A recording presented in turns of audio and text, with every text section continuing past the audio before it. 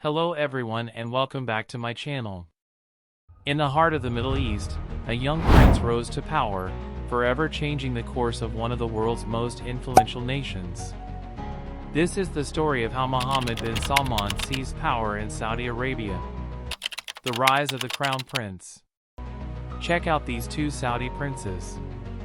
This one's the 57-year-old crown prince, and this one is his younger cousin. He's being forced to give up his power and to pass the crown prince title to his younger cousin, a guy who's almost half his age. This is Mohammed bin Salman. In the West we just call him MBS. And since this moment in June he's consolidated power so swiftly and so thoroughly that in Saudi Arabia they just know him. As crown prince, MBS will become king.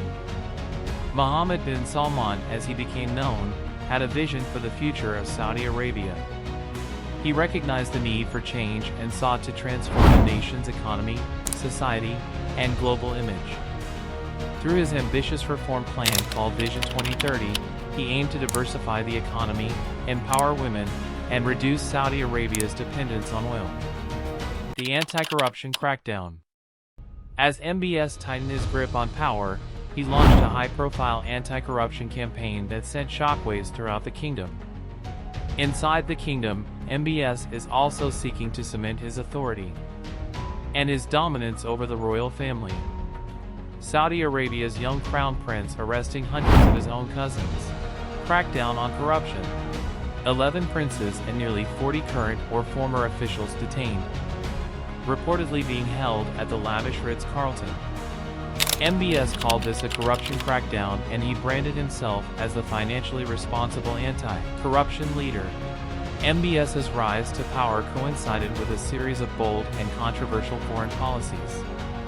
The war in Yemen, the blockade of Qatar, and the diplomatic fallout with Canada were just some of the incidents that garnered international attention and sparked both praise and criticism.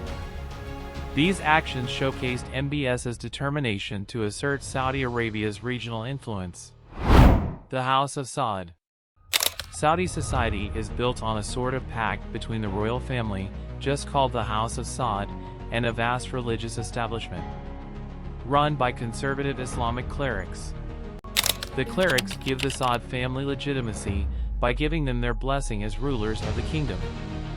In exchange, the family allows the clerics to strictly enforce their uncompromising, puritanical version of Islam within the kingdom.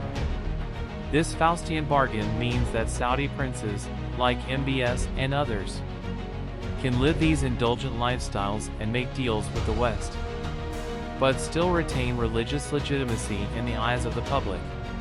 The future of Saudi Arabia. Despite the controversies, MBS continued his push for social reforms and economic transformation. Women were granted the right to drive, cinemas were reopened, and entertainment options expanded. MBS' next big move was to loosen the strict moral and social rules of the kingdom. On the surface, these are progressive social reforms meant to modernize Saudi society. But like the anti-corruption crackdowns, the move is another effort to seize power. As we reflect on Mohammed bin Salman's journey, we are left with a complex legacy. His drive for modernization brought both progress and controversy, leaving a divided world to grapple with the consequences. Mohammed bin Salman's rise to power in Saudi Arabia was a story of ambition, consolidation, and the pursuit of change. Thanks for watching.